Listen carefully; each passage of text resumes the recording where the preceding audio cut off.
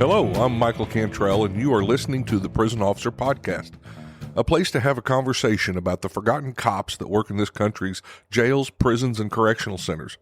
A place for me to try to make sense of a career spent working inside the fence with some of the greatest people that nobody sees or recognizes for the important job they do to keep this world safe. If you love this podcast, hit the follow button, or better yet, share with your family, friends, or coworkers.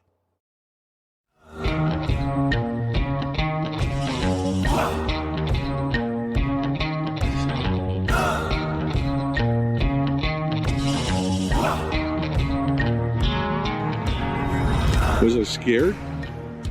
Not really. I was curious. There was an officer working in that tower.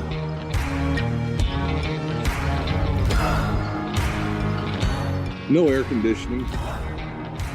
In the cell houses, the windows were open, so I could hear the roar of men's voices over that wall. What was in there? What was I walking into? What kind of a place that I came to for a job?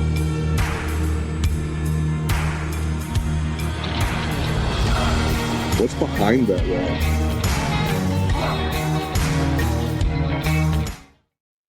Hey guys, welcome back. Prison Officer Podcast. My name's Mike Cantrell. Special day for me. I'm a couple of things. One is I'm going to announce my new book. That's what this podcast is about, The Weight of Justice. It's been a long time coming, and I'm going to go more into that, but you might be wondering, where's he at? Well, this is where I started, and I tell people say, how long have you been in corrections? I said, I've been in corrections so long that the first place I worked is now a museum, and so that's where I'm at.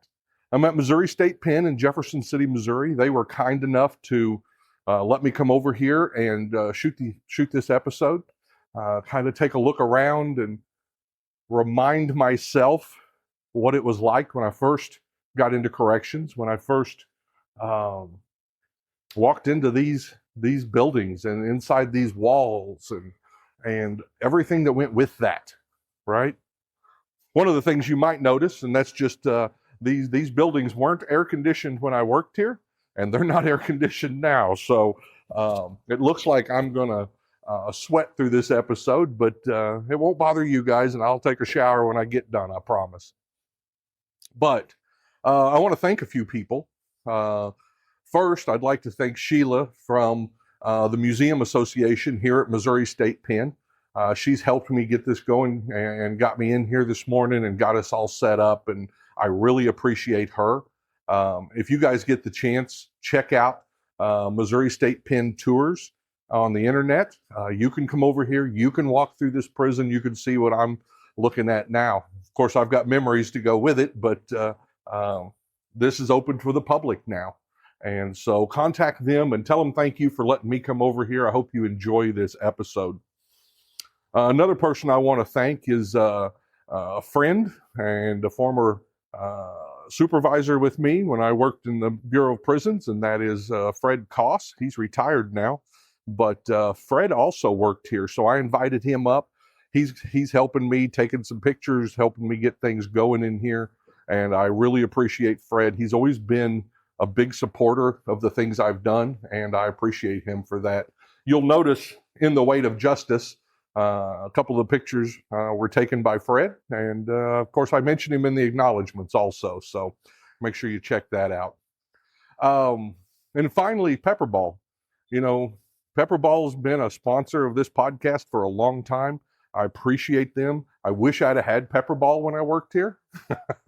I know we could have used it. I didn't get that till I went to the Bureau of Prisons, but thank you, Pepperball, for supporting this podcast and being letting me get this information out to correctional officers.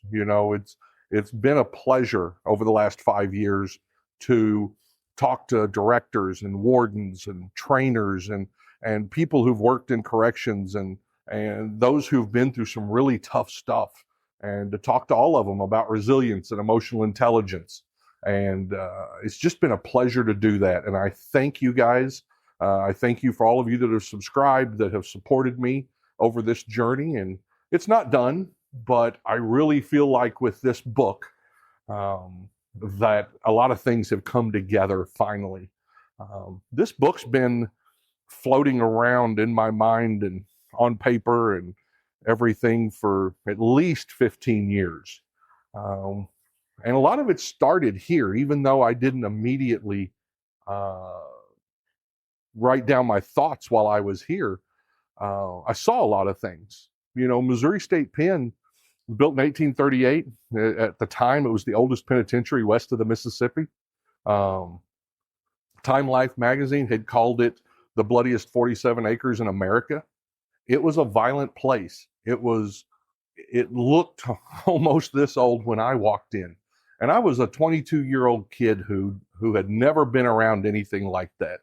I'd been in fights on the Ava Square. I'd been in fights in high school.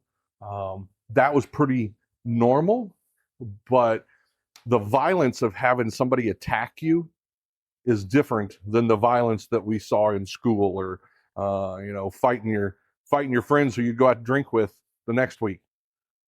So walking in here and seeing that level of violence, seeing the shanks that were made in the license plate factory, seeing the blood from suicides, from one man sitting on top of another man on the ground and stabbing him that hard, was all stuff that you're trying to process as a 22-year-old, as a new officer. Where's my place in this? What does that even mean? What am I dealing with? What are humans? Where's God? These were all things that went through my head. And so a few years into my career, I started writing poetry. And I wrote several poems just, talking about the violence I saw in the yard. One of them was called the old oak tree. It's not down there anymore. But there was like a 200-year-old oak tree on that yard. And I always wondered how it felt with all that blood going into its roots. Did that affect it? He'd been sitting there watching this penitentiary for 100 plus years, 150 years. So my mind would wander on that type of stuff. I dealt with a staff suicide, and I wrote about that. We had a lot of sayings back then. When you come in here, you're doing life 8 hours at a time, because you never get back out of it. And once your brain sees some of this stuff, once it comes in here and once it's inundated with the stuff we see, you can't ever get rid of that. So there is no time off for a lot of us. And I think I've gotten better as I've got older, but when you're in it and when you're going back day and day, and you guys know what I'm talking about, there is no getting out of it, because the things you've seen live in your mind. So that's kind of what started the book Weight of Justice, was when I started writing some poetry. And then I started writing some stories, started chronicling, some of what I'd seen, writing down some of the things that affected me the most in my career. Rather, that was, and the first story in the book is about Missouri State Pen. I had an inmate here who spit on me. This is the first time in my life I'd ever have anybody spit on me. And if you've never had that done, you don't know what comes up inside a person to when you get spit on by another human. And I talk about how that felt, and I talk about the revenge I got. And then later, he came with a group of another inmates to try to kill me, or at least hurt me really bad. I mean, they were intent. They brought weapons. And that's one of the first stories I wrote, and that happened in Missouri State Pen here. So that's why I'm so just excited to be here and to look around. It looks smaller. Fred said that a while ago. He said, boy, it looks smaller in here. And I was smaller back then, but now that I look at it, look right there. There's very little room. But I remember things like this. This is It's an atom locking device. They've got levers in some of the other places, but this one you dial and then you can deadlock this unit. As you can see, it's all open bars, and that is most of this institution. You know, a lot of people these days, they talk about inmates banging on the doors. I didn't have inmates banging on the doors. I had inmates who could reach through and touch you. I had inmates, if they threw a tray, it was going to hit you. I had inmates who could throw piss and shit and spit through the bars, which is a real change from what people see and think about these days when they talk about prison or jail. And it was something to get used to. It mattered how you carried yourself in here. It absolutely did. There was no place for walking around here like you're bigger than everybody else, because no matter who you were, there was somebody bigger in here. I'll guarantee it. And back then, that was another one of the things that I remember the most about Missouri State Pen was the weight piles. We didn't have little pull-up bars, and we didn't have little, body weight exercises. No, they had weight piles out there, and they had huge human beings that worked on those weight piles. Scary. And as a 22-year-old who wasn't as big as I am now and with no experience, walking on that yard and walking next to those guys, or to go tell one of them, you need to go to your cell, and you're looking up at this giant. That's another difference that I've seen over this long career of corrections. I don't see inmates like that, or very rarely do I see inmates like that anymore. But back to the book. My poetry's in there. I wrote stories in there talking about what I saw and what I experienced. But all of that changed me. And if there's a theme to the book, that's the theme. What changed me? What changed me here? Well, it changed me in a whole lot of ways. You know, one of the ways that it changed me was I was raised up in church. I went to Sunday school. And you come in places like this and you wonder if God still exists. Or if he does exist, how does he allow this stuff to happen? For some of you guys that are still working, you probably have heard of something called PREA, the Prison Rape Elimination Act. And I know that there's a lot of problems with it. I've talked about it. I did an episode several episodes ago about the problems with it and why it doesn't work the way it's been put together. But I can tell you, I saw prison rape here that would gross you out, blow your mind. It wasn't right for human beings to be treated that way. So I know why PREA was put in place. I don't think it was done as well as it could have been, but I know why it was put in place.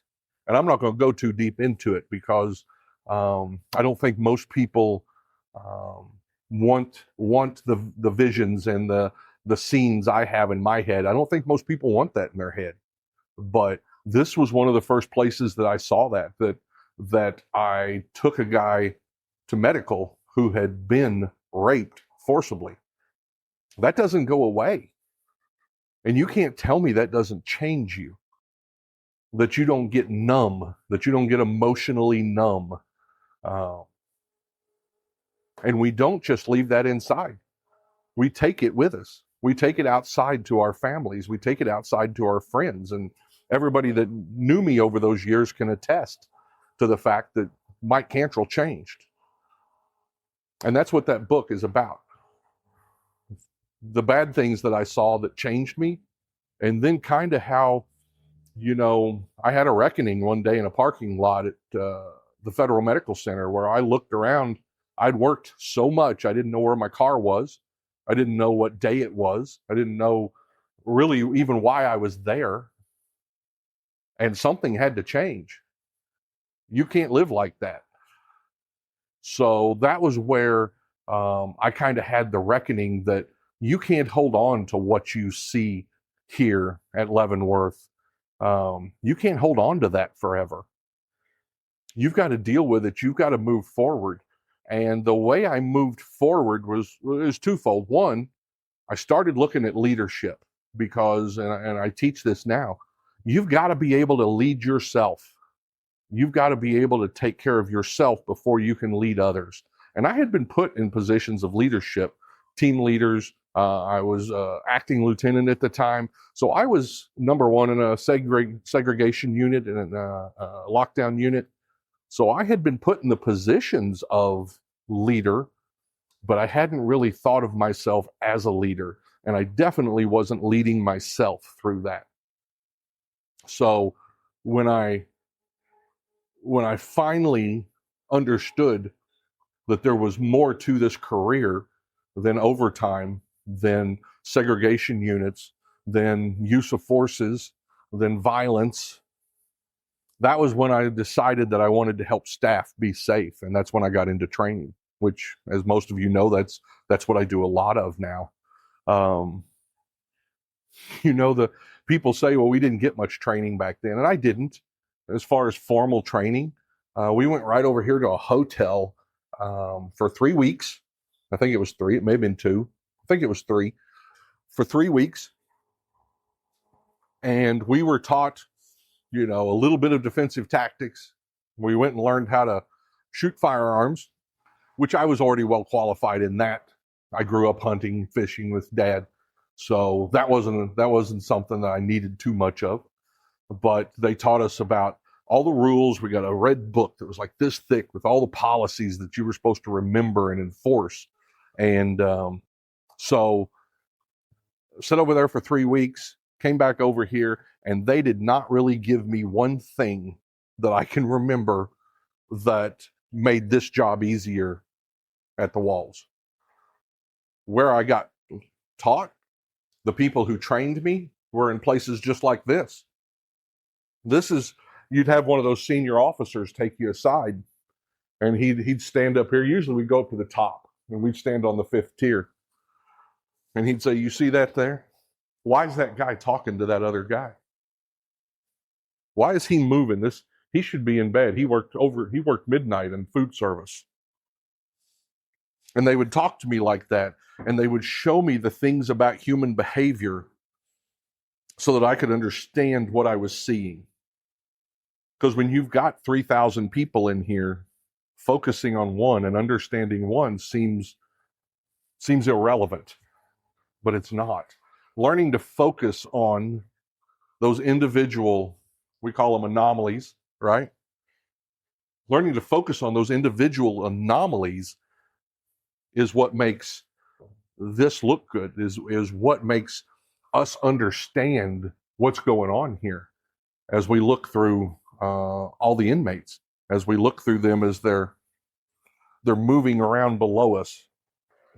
So this was where I got trained. This was where I learned, was on these tiers, these concrete tiers, open bars. Look, I can barely. You think you can get away from somebody's arm? You think you can get away from a shank? You couldn't. You had to be careful. You had to have your head on a swivel. Situational awareness on tiers like this is a whole nother level. Later on in my career, I'd work in places that had solid doors with windows. That's a comfort for a correctional officer. You didn't have that here. This was a whole different place. I hate to see it falling apart. I do. It's amazing how many layers of paint there are on these walls. Who knows? I mean, that paint it's at least 1/8 of an inch thick, multiple layers, painted over and over and over again since 1838. Think about the humans that traveled through here in 150 plus years. There's not one spot in this prison that there was not a person standing. There's probably not very many spots in this prison where a person wasn't attacked or that violence didn't occur. It's crazy to think about. During the summers, they would let us take our outer shirts off because it got so hot in here, and you see me sweating. And so if you were working these upper tiers, you could just have a t-shirt on, which was amazing to cool down a little bit. It was horribly hard to hear because you can hear one fan in the background. That's one fan. Imagine 8 more of those going. And then we've got open bars. So all of these men talking. So you have this roar of human voices. You have this fans going on. It was hard to hear. Despite that, you could absolutely, after you'd been here, hear the tone of voices when people called on the radio. And one of those was, when they called a 10-5 or 10-49, a fight on the lower yard. Well, if you're working up here and this is secure, a couple would stay behind, but some of us had to respond. Running down these stairs, taking multiple stairs at a time, right? As fast as we could, around the corner to get to the yard. And the reason we wanted to get to the yard is because we had an officer in trouble. And nothing else mattered at that moment than to get there to that officer. But you could tell who had ever been at the bottom of a pile when there was a fight on the yard. Because if you were one of those officers who'd ever fought, and sometimes fought for your life, it felt like, you knew what that felt like to them. The person that was on the radio and their tone, sometimes yelling, sometimes screaming on the radio, 1049, lower yard, 1049, lower yard. And so we ran with everything we had. Those of you that have done this job for a long time understand that builds a level of camaraderie that you can't get any place else. Maybe the military in a foxhole, right? But the dependence we have on each other in these places, the dependence we have that person's going to run for me and that they're going to run as hard as they can, still astounds me. I talk about it as it's almost an expression of love. To be on that bottom of the pile and people start grabbing inmates and pulling them off of you, it's almost an expression of love that they care that much about you. And one of the things that we don't do well is when we go home with this stress, when we go home with all of this violence in our minds, we go with a distorted sense of what reality is. Yes, that feels good, and yes, that's love, but a 5-year-old grabbing your leg can't give that to you, right? We have to change a little bit. We have to let that prison out of us when we go home and when we hold on to our loved ones. My wife has stayed with me more than 30 years, and I know that it was not easy because I brought a lot of this job home. I absolutely did. So think about that. Know that this job changes you. You can't get away from it. You have to be moving forward. You have to be thinking about what's retirement going to look like? What's my family going to look like in 30 years if I keep coming home and don't give them anything emotionally? How's this going to work? And how I made it through it, I don't know sometimes. But I credit a lot of it to the writing I did, to the poetry I wrote, to the training I did. And all of those things kept me creative and kept me thinking about the future and helping others. And that's part of the reason why this book means so much to me. So I named this book Weight of Justice. And the name means as much as anything to me, as much as the writing does. Because the one thing I discovered over the years, we have a 3-prong justice system. You have the law enforcement who arrests. You have the judges, the judicial who sentence. And then the public pays correctional officers to carry the weight of that sentence, of that inmate, of that punishment, of that rehabilitation until they're gone. The public gives us money to do that job for them because I didn't write the laws. That's one thing I tell people in the book. There's not one inmate in jail that I put there. I took an oath. I agreed to take a certain amount of money so that I could protect the public. And I truly feel like that's what we do. I believe in Dave Grossman's analogy of the sheepdog. I think you have to have sheepdogs to keep the wolves at bay. And that's what I feel like I did in a career. The thing nobody looks at is the weight of that career, the weight of what you see, the weight of how people are treated and how people treat each other. It all looks pretty on TV. It looks good in the movies, but the reality of what goes on in these places is much deeper and cuts much deeper than what they could ever portray on TV. So do me a favor. First, thank the Missouri State Pen Tours and the museum for letting me come here and do this and talk to you about the book. And reach out to Pepperball and tell them thank you for the sponsorship. Go ahead and like and subscribe this channel if you want to see more. And I want to personally thank you for all the support that you've shown me in the last 5 years with this podcast. And already it's been amazing the support you've shown me by buying the book, The Weight of Justice, and all the great things that I've heard from you guys and the people who understood what I was trying to say and the emails and the notes and stuff. So until next time, let's be safe out there.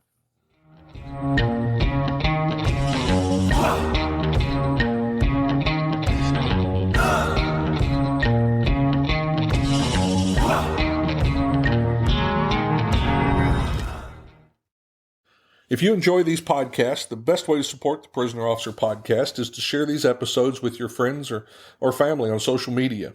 Let me invite you to visit www.theprisonofficer.com. If you haven't already, check out the Prison Officer Podcast on Facebook and click that little follow button. Or leave us a message, or better yet, leave us a review. And if you're listening to us on Apple Podcast, Google, or Spotify, please click the subscribe button. Till next time, I'm Mike Cantrell. Watch your back, and please take care of each other out there behind those walls.